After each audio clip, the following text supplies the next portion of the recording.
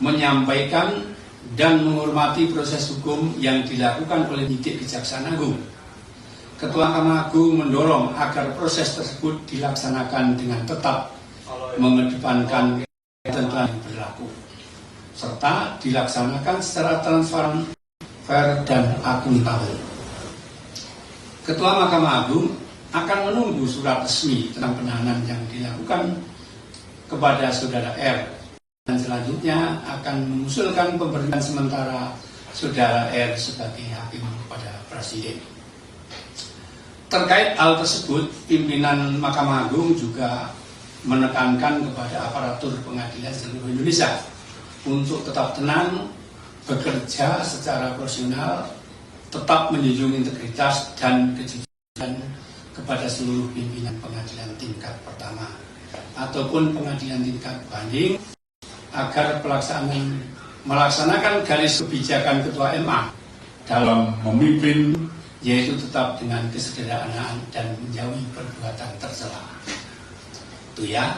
Kemudian rekan-rekan, saya juga mau meluruskan, waktu kita rilis press kemarin ada 1-2 rekan wartawan yang barangkali salah ada penulisan, misalnya mengenai pengertian itu ditulis kebijakan Mahkamah Agung gitu. Kemudian mengenai syarat hal meringankan menurut Dr. Yanto itu ini yang saya akan luruskan. Dalam kesempatan ini saya juga ingin meluruskan tentang pemberitaan rekan wartawan terkait adanya penulisan berita yang menyebut kebijakan MA mengenai pengertian kerugian negara. Hal tersebut tidak benar, karena pada waktu saya ditanya rekan wartawan mengenai pengertian kerugian negara, saya hanya menunjuk ketentuan yang mengaturnya. Dan juga adanya pertanyaan alasan penjatuhan putusan terhadap HM ya, yang hanya 6,5, perlu saya sampaikan dalam menangani perkara yang sedang berjalan, yang mengetahui pokok masalahnya hanya hakim dan penuntut umum. Karena jaksa yang melakukan penyidikan dan penuntutan, serta yang menemukan alat bukti. Sedangkan hakim dalam putusan akan fakta persidangan yang kemudian menjadi fakta hukum. Bila fakta persidangan tersebut terbukti adanya persesuaian antara alat bukti yang satu dengan alat bukti yang lain, sehingga fakta hukum yang terbukti tersebut akan dipertimbangkan oleh hakim untuk menentukan adanya kerugian negara dan juga untuk menentukan salah dan tidaknya terdakwa. Terkait kerugian negara, Mahkamah Agung telah mengubah rumusan pleno Kamar Pidana tahun 2016 angka 4 yang tertuang dalam SEMA nomor 4 2016 terkait instansi yang menghitung kerugian keuangan negara, tertuang dalam SEMA nomor 2 tahun 2024 menjadi sebagai berikut. Instansi yang berwenang menyatakan ada tidaknya kerugian negara adalah BPK. Sedangkan instansi lain seperti Badan Pengawasan Keuangan dan Pembangunan, Inspektorat, Satuan Kerja, Perangkat Daerah, Akuntan Publik tersertifikasi tetap berwenang melakukan pemeriksaan dan mengaudit pengelolaan keuangan negara yang hasilnya dapat dijadikan dasar untuk menentukan adanya kerugian keuangan negara. Hakim berdasarkan fakta persidangan dapat juga menilai adanya kerugian dan besarnya kerugian keuangan negara. Terkait adanya pemberitaan beberapa rekan wartawan dalam perkara Harvey Muiz yang sempat ditanyakan mengenai keadaan yang memberatkan dan meringankan, Dr. Yanto berpendapat hal tersebut wajib dimuat dalam putusan. Saya luruskan, itu bukan pendapat saya, melainkan ketentuan hal tersebut diatur dalam pasal 197 ayat 1 huruf F KUHP yang mewajibkan majelis hakim mempertimbangkan dalam putusannya tentang keadaan-keadaan yang memberatkan dan yang meringankan terdakwa. serta melihat sifat yang baik dan yang jahat dari terdakwa sebagaimana diwajibkan pasal 8 ayat 2 Undang-Undang Nomor 48 Tahun 2009 tentang kekuasaan kehakiman, sehingga hakim melaksanakan ketentuan normatif undang-undang. Demikian ya, jadi ini kemarin saya nulis pendapat saya ini enggak, ini ketentuan ini hal tersebut diatur dalam ketentuan pasal 197 ayat 1 F2 ya, demikian ya. Baik, teman-teman wartawan, kita sudah mendengarkan siaran pers Mahkamah Agung berkaitan dengan pernyataan sikap Mahkamah Agung terhadap penetapan tersangka dan penahanan Hakim R ya. Nah, untuk itu kita beri kesempatan satu sesi saja untuk bertanya 3 orang karena kebetulan Yang Mulia ada sidang, bicara ada sidang. Nanti untuk konversi berikutnya kita akan beri kesempatan lagi itu. Satu dari nanti sebutkan 2, 3. Oke, silakan.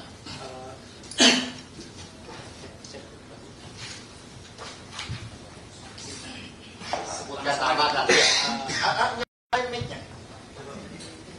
Nanti sabar biar terdengar.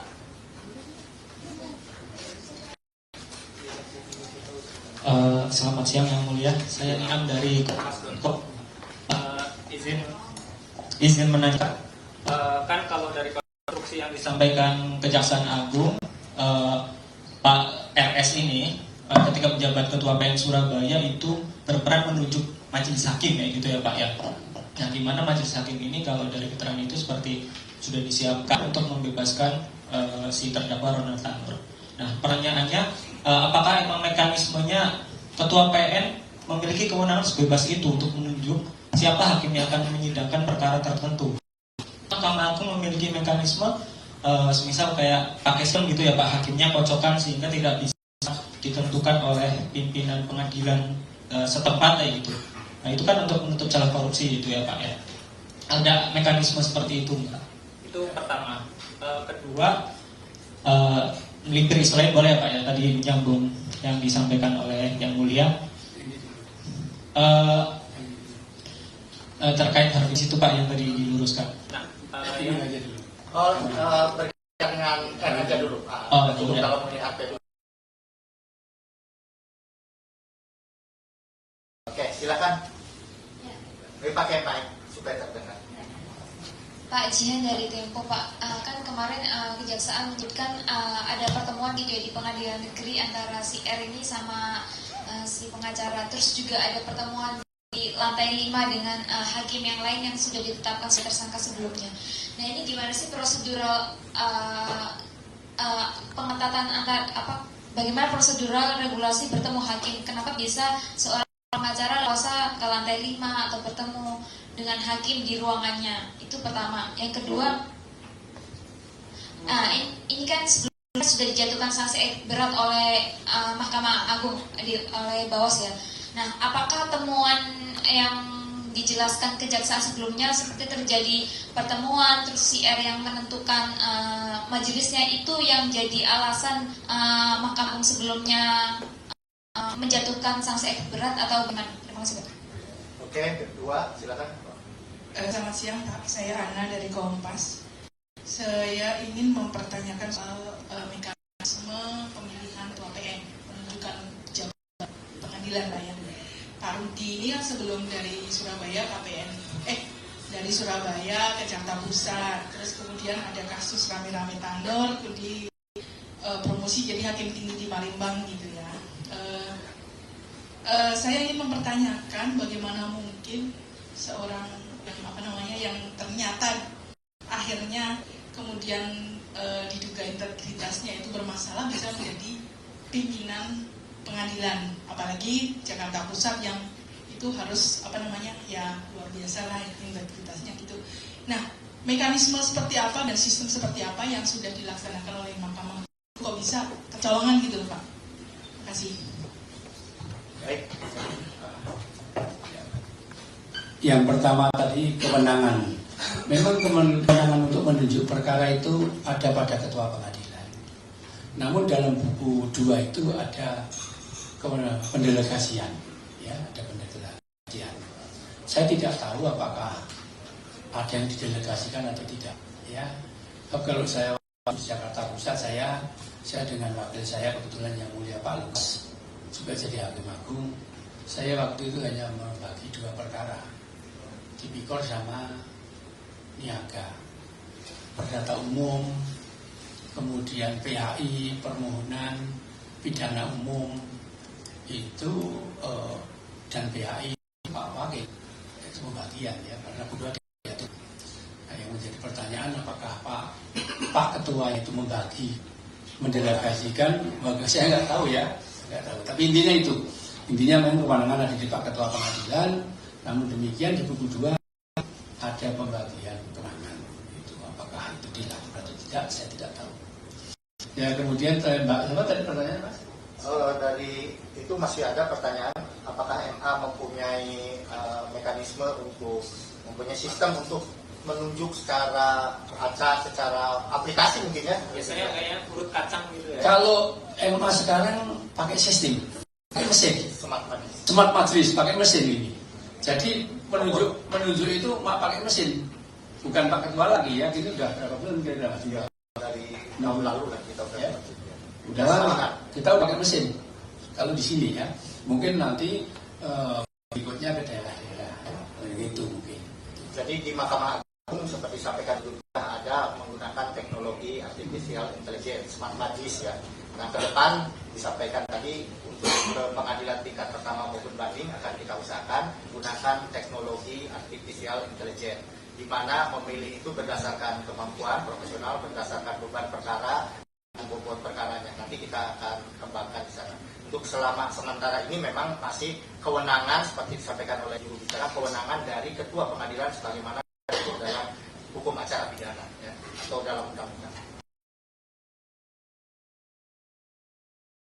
Dari Jihan Tempo yang mulia bertanya mengenai bagaimana sih mekanisme pertemuan antara orang luar, misalnya dalam acara bertemu dengan hakim di ruang sidang ya, di lantai di ruangan hakim katanya itu bertemu. Itu bagaimana aturan Mahkamah Agung, SOP-nya lah ya. Jadi kalau tentunya mengacu juga kepada hukum citik. Di KUHP kita kan dilarang untuk bertemu dengan pihak-pihak yang berperkara. Jelas itu. Jadi baik SOP maupun undang-undang yang melarang itu. Nah kalau kemudian terjadi pertemuan, ya saya nggak tahu ya. Intinya dilarang, kode etiknya nggak boleh, ya nggak boleh. Ya, dilarang. Dilarang bertemu para pihak, ya baik dalam sidang maupun dalam persidangan, di luar persidangan. Itu ya. Di SOP-nya ya begitu. Itu baik di KUHP maupun di kekuasaan kehakiman seperti itu. Ya, jadi di kode etik kita dilarang hakim bertemu para pihak ya, para pihak. Kemudian Jihan juga bertanya mengenai penjatuhan sanksi Bawas ini kaitannya dengan konstruksi yang disampaikan oleh Kejagung ya. Ya, jadi begini Pak. Beliau itu dipromosikan sebelum ada peristiwa. Ya, begitu ada peristiwa, kemudian pimpinan Mahkamah Agung melarang untuk mati. Ini belum sempat dilantik, baru rapat, ya Mas. Ya. Hasil rapat kira-kira mungkin udah 5 SK tapi belum berangkat. Tatkala ada peristiwa di Surabaya, maka pimpinan melarang untuk tidak dilantik dan belum dilantik sebagai hakim tinggi, jadi belum jadi promosi. Nah kalau mekanisme pemilihan pimpinan itu dipanggil untuk apa Mas? Fit and proper, kemudian pakai psikotes. Psikotesnya juga dari luar, bukan dari kita. Profiling juga bukan dari EMA tapi dari luar, seperti itu. Nah kemudian setelah itu nanti ada rapat pimpinan itu yang diikuti oleh Pak Ketua, Wakil Ketua, para tuaka, dirjen dan kabas, seperti itu. Itu mekanisme seperti itu. Ya. Ya. Jadi menjawab pertanyaan Pak Arad tadi, memang melalui prosedur fit and proper, kalaupun itu ada kecolongan ya namanya juga manusia ya, kadang naik turun di mana situ. Oke, mengenai Pak Jihan tadi apakah apakah penghukuman Bawas ini ada kaitan dengan konstruksi yang disampaikan oleh Kejagung atau tidak? Itu. Ya, jadi begitu ada peristiwa kemudian kan membentuk tim, 2 tim.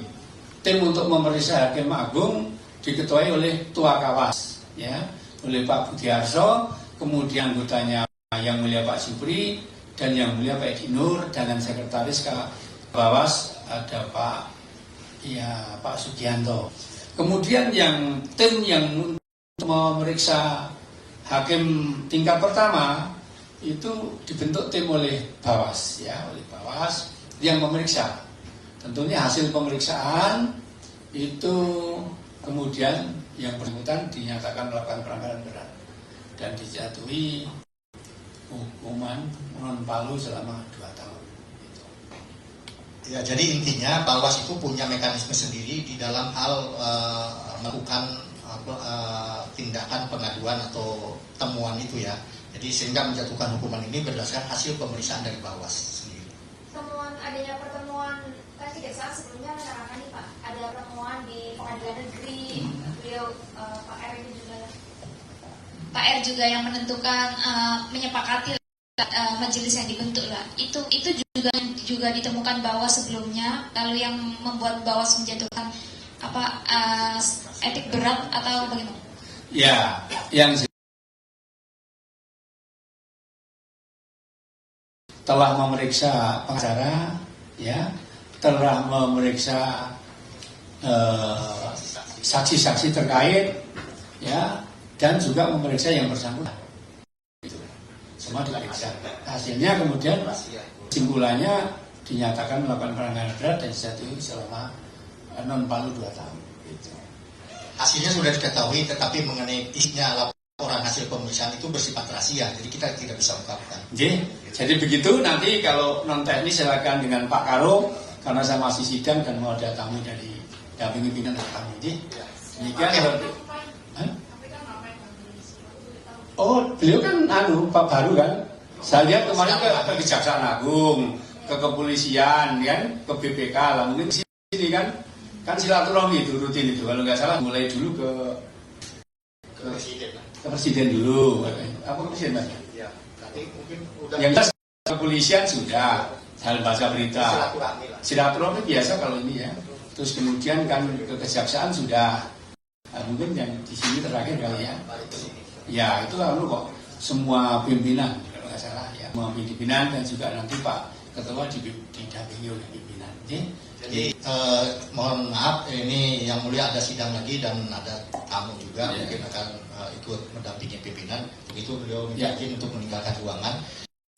Disampaikan oleh juru bicara bahwa berkaitan dengan teknis nanti beliau yang sampaikan. Berkaitan dengan non teknis misalnya SDM, ke anggaran umum itu mungkin bisa ditanyakan kepada Kepala Biro Hukum dan Humas. Ya, demikian ya. Wabillahi taufiq wal hidayah. Wassalamualaikum warahmatullahi wabarakatuh. Waalaikumsalam warahmatullahi wabarakatuh. Terima kasih. Oke, udah cukup ya? Oke, terima kasih semuanya. Tanya Perma dong Pak. Perma apa? Perma nomor 1 tahun 2020 tentang pedoman peradilan pasal 2 pasal 3 Tipikor. Oh, harus sudah dulu bicara itu teknis itu nanti. Nanti lain kesempatan ya, atau bisa langsung ke ruang beliau kalau itu ya. Juru bicara itu kan teknis ya. Oke, terima kasih. Assalamualaikum warahmatullahi wabarakatuh.